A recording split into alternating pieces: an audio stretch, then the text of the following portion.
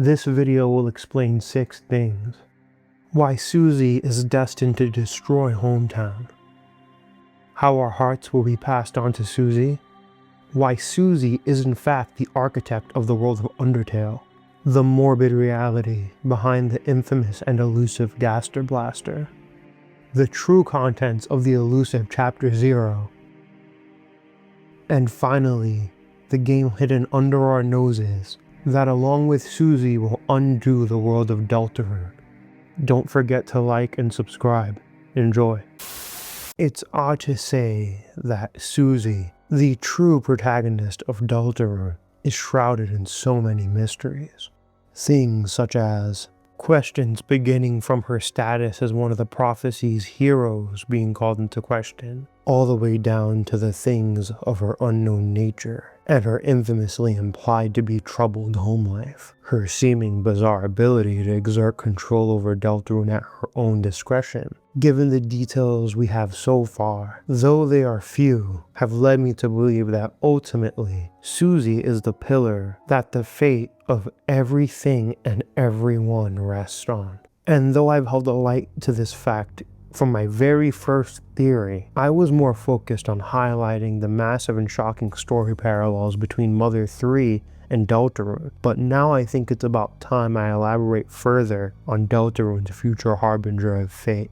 Be careful where you try to find love, because ultimately at our journey's end, it will be your mission to pass your heart to the dragon. Let's start our discussion with what's right in front of us, the visual indicators of Susie's true role, that of which is being a harbinger of destruction within the story of Deltarune, as I feel that this stuff is necessary to discuss first before I explain her role in our opposition. Starting very simple, at the end of Chapter 2, it's passively exposited that she loves monster movies, and when looking into the TV screen, you will observe a clear parody of Godzilla destroying a city. Interesting that this iteration of Godzilla seems to be colored in purple, as if solely to make this reference even more egregious. When you reach the TV world within Chapter 3, you participate in a game in which Susie, dressed as Godzilla, destroys a bunch of people and their homes, all the while being puppeted by Chris and Rousey. And trust me, more on that later. After concluding our battle with Gerson, Susie asks the old man what character he thinks she would be within the context of the story Lord of the Hammer, where Gerson himself then responds, "You're the dragon," seemingly much to her delight. During the actual battle with Gerson itself, Gerson states when looking at Susie, he sees her burning bright and burning everything up. After reading the final entry of the prophecy, Susie shatters the stained glass that depicts the end, an end in which we don't get to see. However, there's a very interesting design flourish for when she shatters it. It shows her piece of the Deltarune triangle split in half, as to where Chris and Rousey simply fall to the ground. Not long after this, it's followed with a portrait of Rousey with Susie's blood on his face, where with foreshadowing taken into account could imply the spilling of blood, her blood quite literally being on Rousey's hands potentially. In my original theory, I emphasize our decisions directly influence Susie, and at the end of the day, she holds the power to change the world, the entire world itself. In life's grand scheme, she might be the reason you came here in the first place. It's unlikely this means nothing.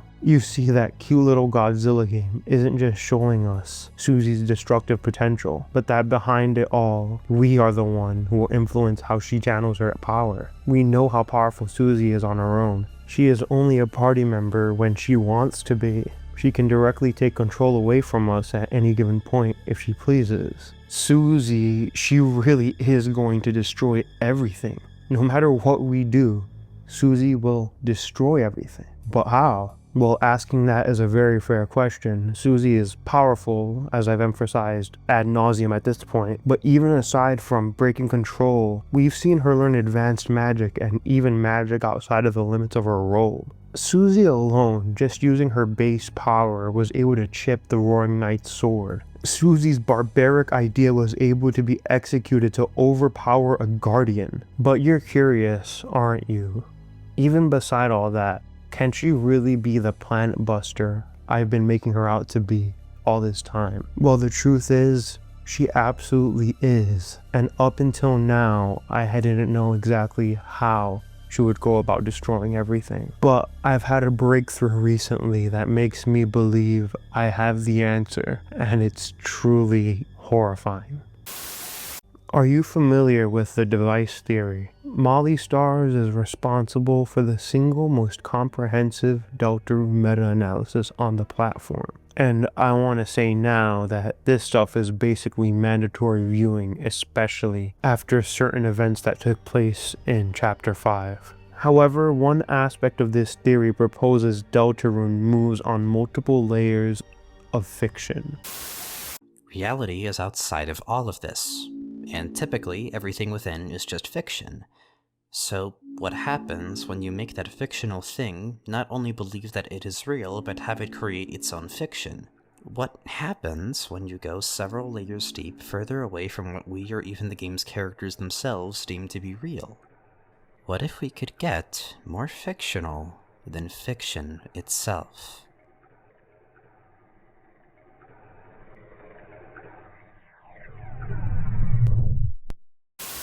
And Molly believes this will lead to a scenario in which we will delve so deep into fiction, starting from the boot up screen to the light world to the dark world, and then deeper beyond. Put quite simply, the light world is very simple, very basic, with not many functions where the player is in power. It's actually where we have explicitly the least control over everything that happens. It's where we see Chris able to remove us at will seemingly and remove us out of the loop of whatever they don't want us to see. Not that Chris has never tried to hide things from us within the dark world, but as of current day, there's been no time where they've violently removed us from their body within a dark world. But the reality is of the dark world is that everything becomes far more gamified, for lack of a better term. And this whole idea of something beyond a dark world, a dark fountain within a dark fountain, could put Deltarune in a spot where it becomes more and more shocking as we go along. So far within the story alone, we've already played games within games that have game-altering mechanics and that flip the very genre at times.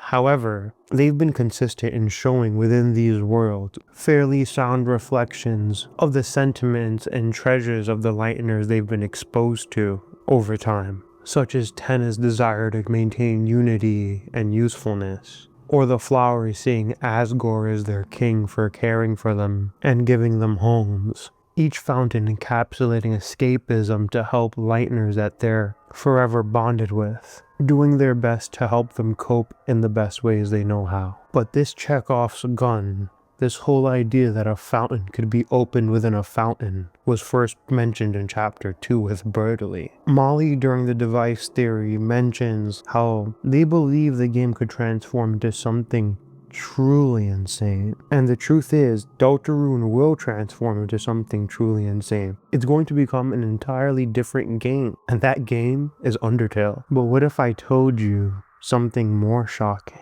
With the risk of my newfound seeming form of credibility on the line, I want to preface this with something very important. I believe that in order for Deltarune to become Undertale, it will be through another game. And before revealing that, I need to explain to you all why Susie needs to be the link to usher all of this in. Deltarune at its core tackles escapism and the ways people use it in order to get by the mundanity and at times brutality of everyday life. The dark world is an escape for everyone that's explored it. However, it's safe to say for Susie, its significance is far deeper and far more layered than with any other Lightener thus far. The main contributor being to this is undoubtedly her implied very troubled home life. Her home life that as of now is still a mystery to all of us. Her parents seem to take no agency for tracking their own daughter's whereabouts. She's not even getting warm meals seemingly, and never had her own room. Come Chapter 5's end, rather than even going to your house with you, Susie refers to her home as not her home,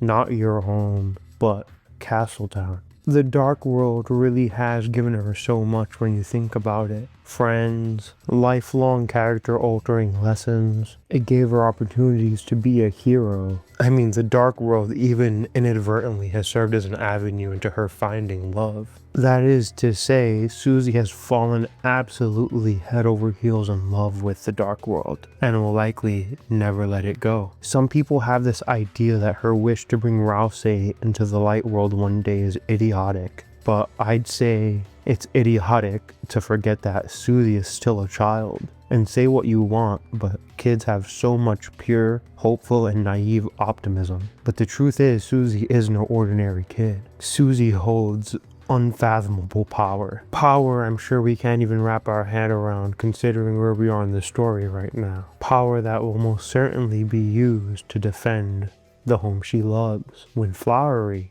told her to expel her own fountain, she blatantly refused regardless of the hypocrisy of her actions. And the truth is, even though it stung Susie, she has the will to move on regardless. And I believe that when the time comes, Castletown will be a necessary landmark to seal away, like all the others. And the only person that will be left in our way, regardless of the shared bond amongst us, will be Susie. However, I doubt it will come to violence immediately. I think Susie will sink everyone instead. Sink everyone further into her fantasy. Susie will use her determination to stab the ground and sink hometown, and very likely while being inside of a dark fountain, plunging us all into the next barrier.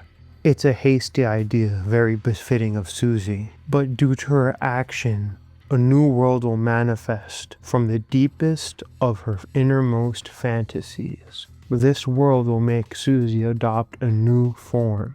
This will grant her her ginormous, imposing dragon planet buster form that we've all been fearing. Because you see, Susie's ultimate escape, her ultimate fantasy, will overflow hometown and turn the world as we know it into a huge shock to the system the first time you played Deltarune after Undertale is how contemporary the setting is. Rather than a snowy village, we're in a small town with police officers, town halls, a church, and even some apartment buildings. But here is exactly why it's important we remember that Deltarune has come first in the timeline. And when you think about it, things make perfect sense. It makes sense that Undertale has so many almost JRPG tropes littered about. Think of the type of enemies you fight and think of the type of things that you see. There's a king, a royal guard, knights, even down to the odd bit of sci-fi tropes towards the endgame with robots and such. And between all these medieval tropes, isn't it odd to say that there's an omission here? There's not a single dragon present in sight, right? Well, I hate to say it to you, but that's just wrong.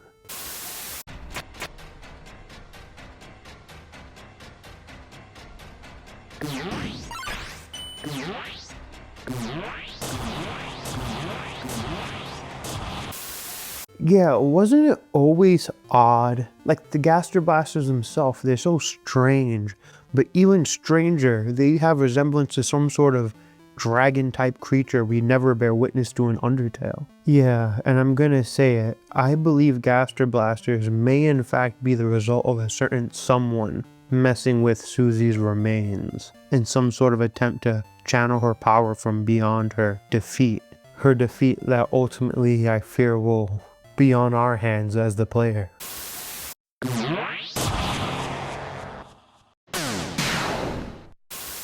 And I know, well, in my original theory I explained I thought Susie to very likely be sealed and even very likely to secretly be the voice in the game's code, which in some capacity I could still stand by and consider it a very real possibility. But I want my videos to address things outside of what I would normally think myself, because the truth is, none of us have answers. And I hope that by opening more doors we could more broadly assess what's more likely to happen. So think of this as an alternate take. An alternate take that regardless could serve as a new and hopefully compelling angle for everyone. And for the sake of argument that Susie will die and not be sealed, let's take a peek at a brand new possibility. An angle that, to understand, we need to look into one of Toby's other works. I would like you all to watch something with me.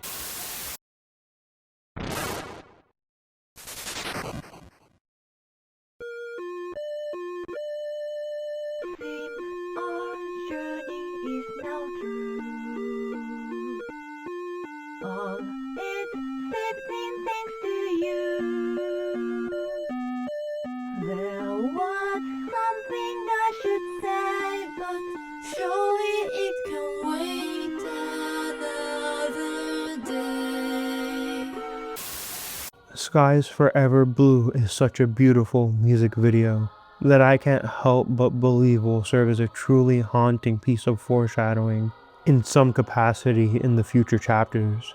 Most people who have took the plunge and bothered analyzing this song could unanimously agree that it has some degree of relevance to the story of Deltarune. However, I want to talk about one simple part, that being at the very start. A dragon is cut down by a boy in blue and a girl in pink. This dragon at this point is interestingly reduced to bones. It's no secret, I believe the life of Lightners will be carried out by an arc into a new land where they will continue their lives with new rules and new roles. A rebirth of a world. However, with all I've seen and with the tone underlining Deltarune, I don't believe the Darkeners are going to make it. But in that, I also don't believe that any of the Fun Gang or its honorary members are going to make it either. When examining the patches of grass on the floor of this scene, there are 4 distinct colors amongst 8 flowers. Flowers more often than not represent the beauty of life and even reincarnation. There's no easy way to say this, but I believe these manifest as some form of memoriam. Memoriam for Chris, Susie, Des, and Noelle. Made more interesting the fact that we see Chris, Susie, and Noelle colored nose within Undertale seemingly being channeled into something that the players are unaware of. Yet something about it makes it seem like their essence is being utilized somehow. It's looking like at some point after our seemingly fated clash with the dragon, the Lightners will have to make do with the damages caused by Susie's actions, regardless of what choices were made. And after your final bout with be it Susie or the angel, Gaster, or whoever it may be, waiting for us at the end, the Lightners will have to go through with something that will result in them giving up their own lives and live up to the moniker of the heroes to save the world. Because you see, even if Susie isn't the catalyst for the roaring, the destruction of hometown itself is marching towards us regardless. But with an angle like this, who knows? It could be as simple as Susie tried to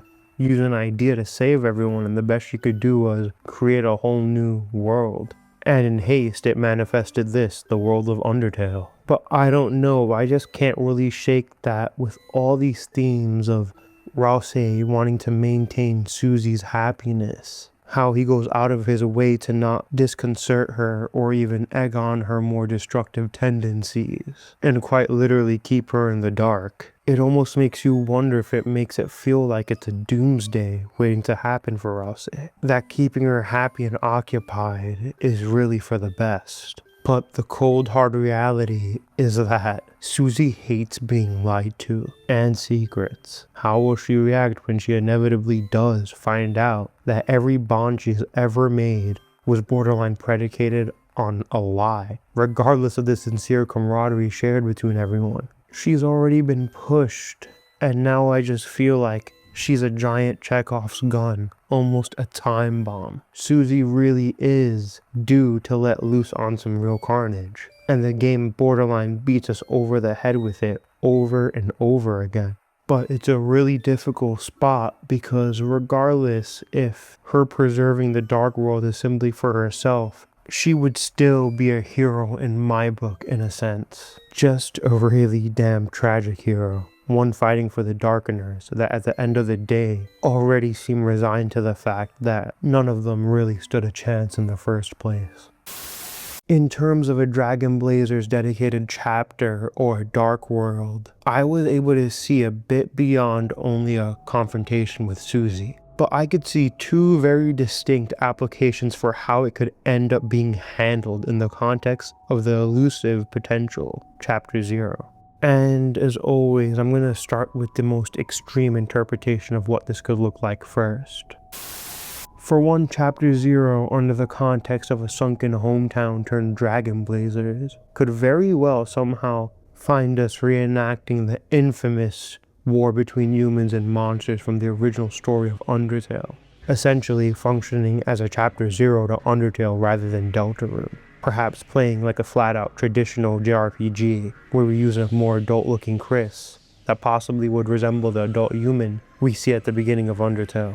Deltarune transforming into a straight-up traditional RPG could really be a shake-up on the level Molly Stars was thinking about but couldn't exactly pin, very possibly completely locking you into normal combat. On this plane, it's very possible Des will somehow find form, allowing us to successfully find her, but at the cost of a very large sacrifice. Hear me out. What if when we see the mantle minigame, we're not witnessing murder, but some form of expulsion? You see, we can't kill all of these monsters because we know a great many of them must appear in Undertale, which we've basically fully established is set after Deltarune. We could be misinterpreting some of the things that we're seeing because, interesting enough, though Snowgrave the spell is listed as fatal, we've only seen that be the case for Darkeners. Think about Burley's mysterious state. Logically, he should truly and plainly be dead, but for some reason we're never explicitly shown this. And it's been multiple chapters as of now. And most everyone agrees it's a bit of an odd detail to hold out on for so long. What if instead of a mass murder, we're actually witnessing some sort of forced cryostasis on the Lighteners, and the task at hand, for whatever reason, is beyond our comprehension right now? Let's try anyway. I'm going to try to give this purpose. What if we're putting people in forced cryostasis as the only safe way to transfer them through the arc? What if in this state is where they get their memories erased and roles repurposed by Gaster for the story of Undertale? And what if through some way, somehow, beyond all of the weird time stuff that I can't answer right now, what if it simply ends with us forging the new barrier? The barrier that keeps the monsters banished for several hundreds of years. After all, that would truly make Deltarune simply a game you should check out after beating Undertale. While expanding on my train of thought, I couldn't help but shake another possibility. The idea that Dragon Blazers isn't exclusively a unique interest solely of Susie. And if I'm being completely honest, I can see someone being able to argue that Dragon Blazers is more relevant to Noelle, especially considering she bonds with her father through it. Though the iconography and constant dialogue implications makes me lean in favor of this scenario being at the hand of Susie, I'll admit it's very well possible that maybe this world spread metamorphosis is engined by all three of the main Lighteners. Interestingly enough, that could help explain the nodes in Gaster's lab from Undertale. What if in order for the heroes to save the world, they sacrifice their souls together, and they have an opportunity to decide on what their loved one's new home is going to look like? Just imagine a scenario where the three Lighteners are pressed with making a new world and it's the last time they get to play make-believe with one another. Before separating, no, not separating, becoming one with the new world of whimsy and fantasy that only could really be brought about by hopeful children. I'm sure all of us at some point or another have thought to ourselves, man, this would be cool if it was like a video game in our day-to-day life. And there's a real beauty in this innocent way of thinking, because despite all the themes of how people utilize escapism in Deltarune, Deltarune knows very well that escapism isn't solely something to be seen as bad, but something that could be utilized. Fiction can teach countless lessons, and it gives us all hope, especially when the going gets tough.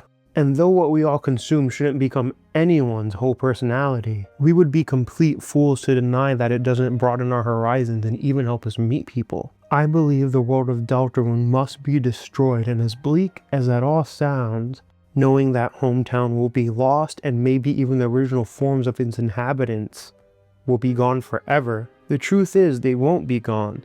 Deltarune will persist and live on so long as we don't forget. no one is truly lost, even when we can't see them, because they're all there, together, in the dark.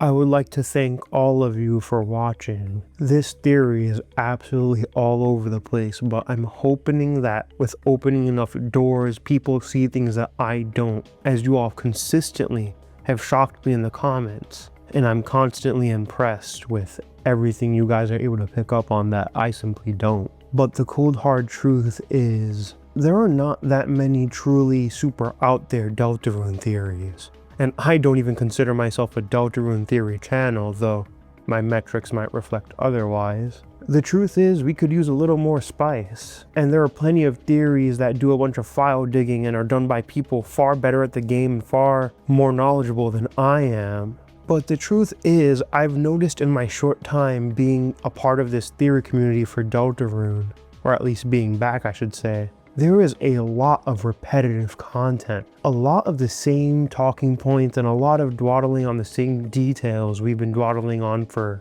it looks like, years now. Not that there aren't exceptions with truly amazing videos, but come on guys, do we really need this many protein egg videos? Like, do we truly need 10 different creators covering this? I mean maybe, you know, the truth is perspective is everything, so I'm sure that some of these guys dig a little deeper and they could give you some alternate perspective depending on what they may have seen that another one didn't. But, you know, I guess I just really like things that have huge balls, like the Woody theory, or even things like the device theory that just completely go off the walls. But I really want to emphasize the device theory is basically all but proven at this point. It's truly amazing. That thing gave me a week of just peak content. Thanks a lot, Molly. But yeah, if you guys enjoyed the content, please like and subscribe. I'm going to be making a few more, quite a few more Deltarune videos. Some theories. I really want to do a follow-up video at some point for all the stuff that you guys have told me throughout all my videos. But I also want to do a really fun video. One that gets to show you guys what I'm, you know, a little more like a more personal video where I'm not just doing the ominous, spooky thing. I'm really hoping that we're all able to goof around together soon. And always, again, thank you for watching. Later.